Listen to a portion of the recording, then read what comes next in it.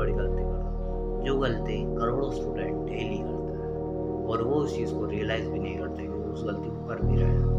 But मैं तुम्हें वो रियलाइजेशन दिलाऊंगा जिससे कि तुम फर्दर इम्प्रूवमेंट कर पाओगे। Because mistakes tend to improvement.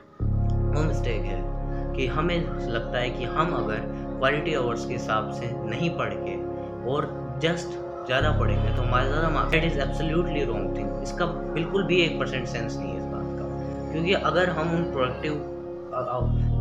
उन घंटों में अच्छे से प्रोडक्टिविटी के साथ पढ़ेंगे ही नहीं तो हमारे मार्क्स कैसे आएंगे। इसका सोल्यूशन है प्रोडक्टिविटी के साथ ही पढ़ना है। भले ही तुम अगर प्रोडक्टिविटी नहीं आ रही है तो फिर तुम जो बोरिंग सब्जेक्ट है उसको हर तुम्हें ट्राई करना है कि तुम्हें 100% फोकस एक चीज़ पे ही रखना है। और अगर तुम्हारे माइंड में कोई थॉट आए भी ना तो एक पेपर लेके बैठना एंड उस पेपर पे लिख देना जो भी थॉट आता है। सेकंड पॉइंट है कि तुम्हें लगता है अगर कि तुम बिजी होंगे तो तुम ज़्यादा मार्क्स लाओ, ये भी बिल्कुल गलत बात है। या फिर इन जनरल कहें कि तुम्हारा बिजी होना तुम्हारे ज़्यादा क्वालिटी हावर्स या ग्रोथ के लिए इंपॉर्टेंट है तो तुम बहुत बड़ी गलती करो। ग्रोथ बेसिकली हमारी प्रोडक्टिविटी पे डिसाइड करती है। 2 hour of productivity session is greater than 8 hour of distracted session.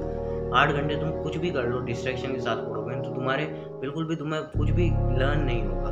और थर्ड पॉइंट आता है कि तुम्हें स्ट्रेटेजी के साथ पढ़ना है, कुछ भी नहीं पढ़ना और तुम्हें इंपॉर्टेंट टॉपिक्स को फाइंड करना है AI से।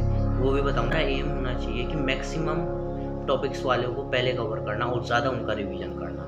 अब यहाँ पे मैं तुम्हें एक टिप देता हूँ, तुम क्वेश्चन के हिसाब से रिवीजन कराओ।